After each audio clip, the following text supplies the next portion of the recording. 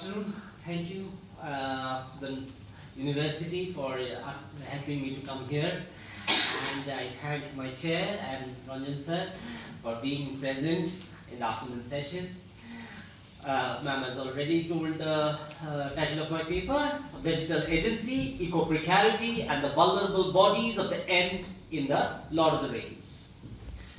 So, the first point that I need to talk is Tolkien's forest, Fangorn, as speaking matter. J.R.R. Tolkien's The Lord of the Rings persistently unsettles the assumption that the non-human world is mute, inert, or ethically negligible. So he unsettles this.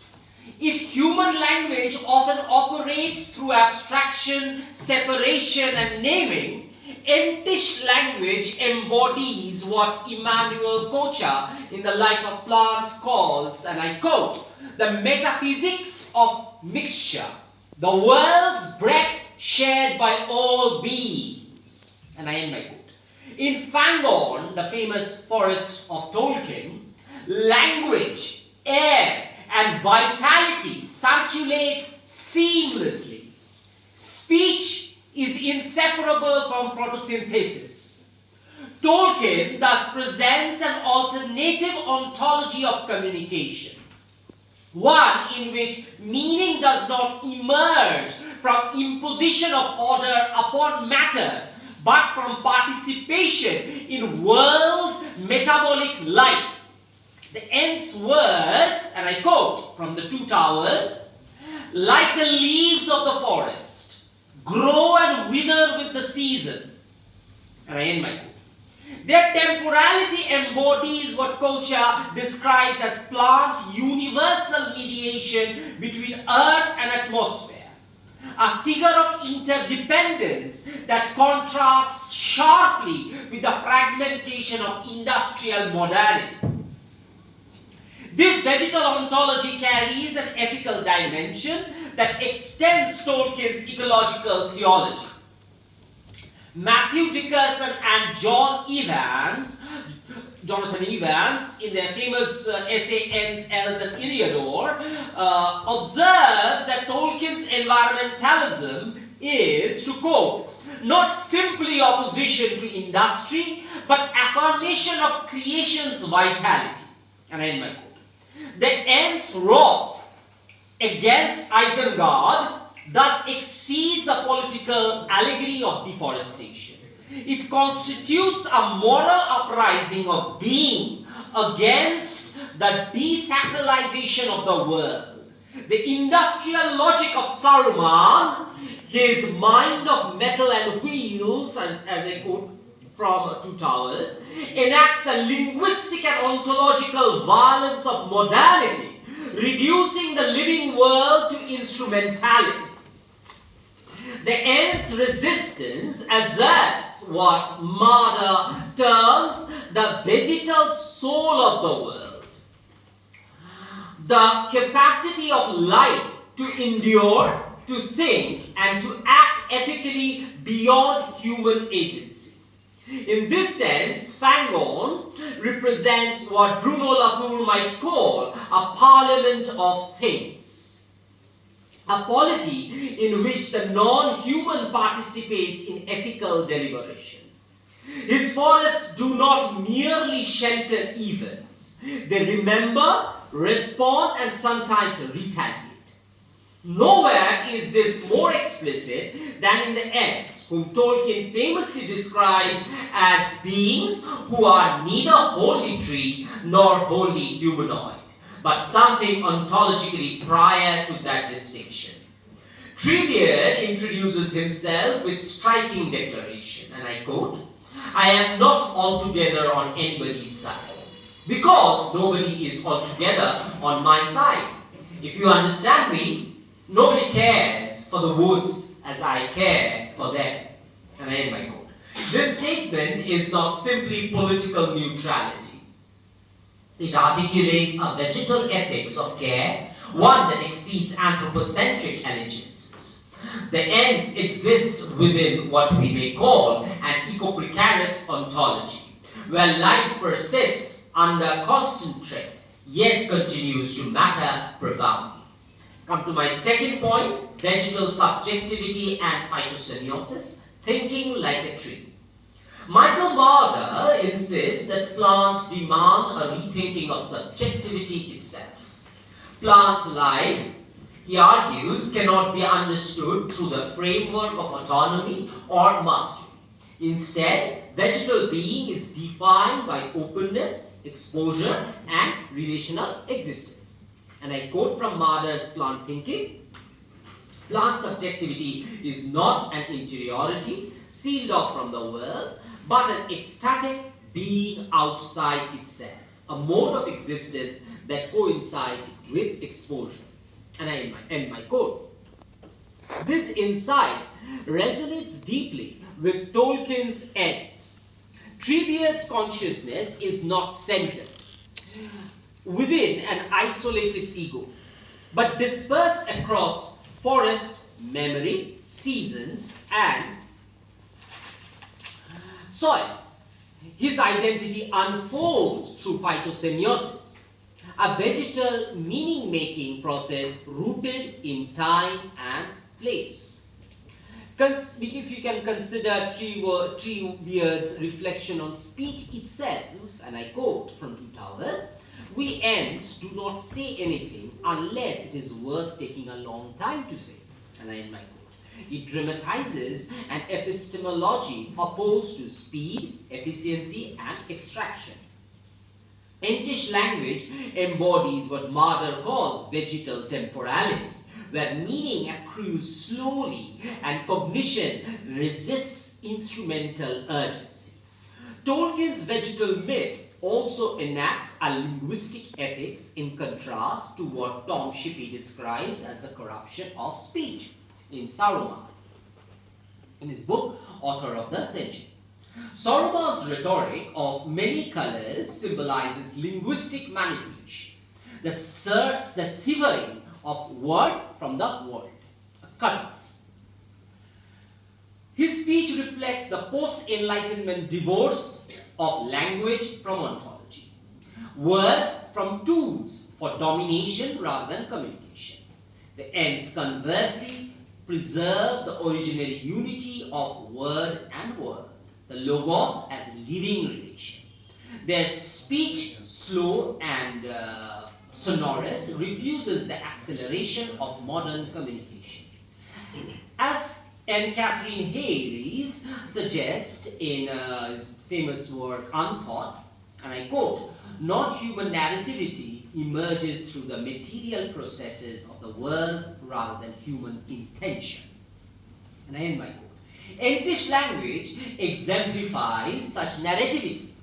Its structure mirrors vegetal temporality, unfolding through the repetition and gradual variation. In listening to Treebeard, the hobbits learn an ethics of slowness, an epistemology of growth rather than consumption. Judith Butler's notion of performativity also illuminates Tolkien's linguistic ecology. Butler argues that language not only describes but enacts social realities. It can reproduce or resist power structures. In our famous work, Excitable Speech. Within Tolkien's moral geography, Entish speech enacts resistance. It performs care, continuity, and remembrance, countering Saruman's instrumental rhetoric. The Ents' long, slow wrath is thus a performative act of ecological justice, an assertion of agency by being rendered voiceless by industrial domination.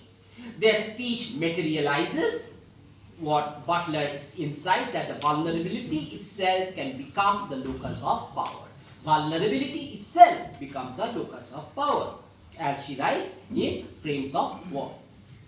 The trees felled by Isengard are not inert victims, but precarious lives, whose loss gives rise to collective mourning and eventual rebellion. The Ents' uprising transforms grief into ethical agency, articulating what Butler calls, and I quote, the political power of mourning, And I end my quote. Fangon's lament becomes a vegetal discourse of resistance, a polyphonic assertion of life's right to persist. Tolkien's vegetal imagination also participates in a wider genealogy of non-human poetics. In Ovid's Metamorphoses, transformation into vegetal form represents a passage from human passion into natural endurance. Daphne becomes the laurel, rooted yet alive. Tolkien reverses this trajectory. Instead of humans becoming tree becomes speakers. The metamorphosis is inverted, shifting from anthropocentric projection to ecological reciprocity. And I quote from Two Towers, do you remember the Entwives? Treebeard asks. Not merely mourning loss, but invoking memory as a mode of ethical recognition. The question gestures towards what Donna Haraway terms responsibility, the capacity to sustain dialogue across species boundaries. Tolkien's Hobbit, in learning to listen to Treebeard's slow speech, exemplifies this ethics of attentiveness. Their conversation becomes a pedagogical moment of interspecies reciprocity, modeling what Michael Cyrus envisioned as a natural contract between human and the earth. The third section of my speech is bark, sap, and exposure. The Ents as vulnerable bodies.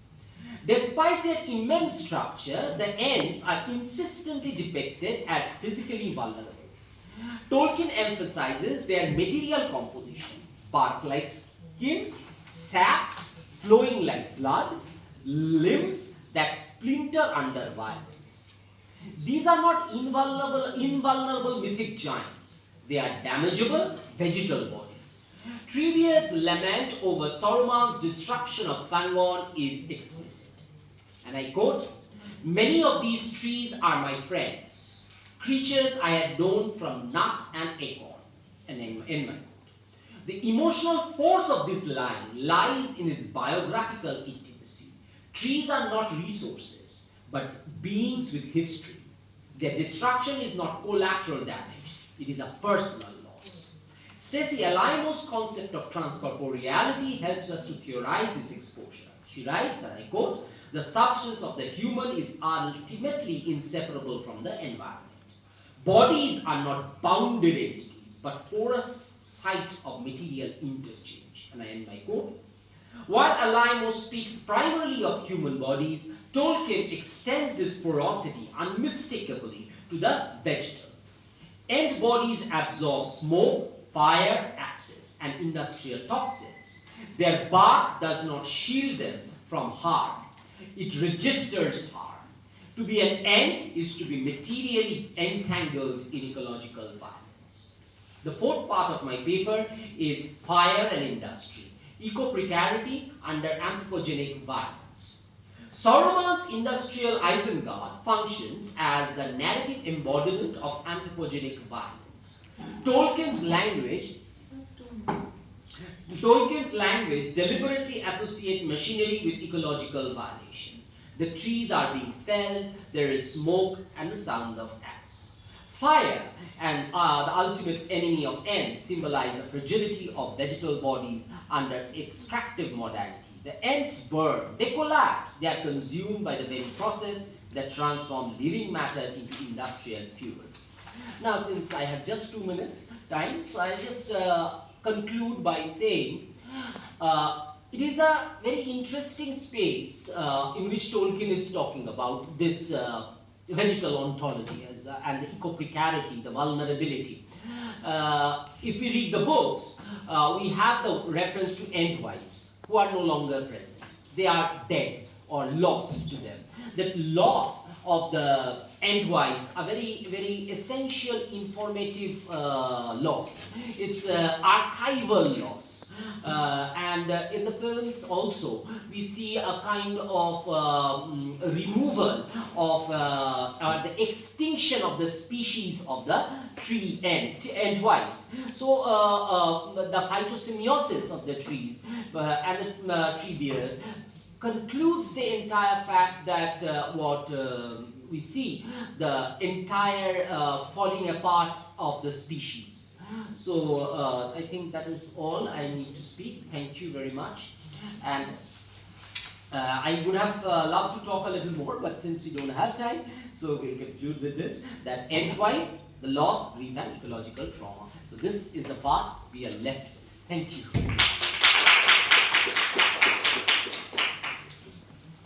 Thank you, Devajyoti da. Next speaker is Trisha Haldar.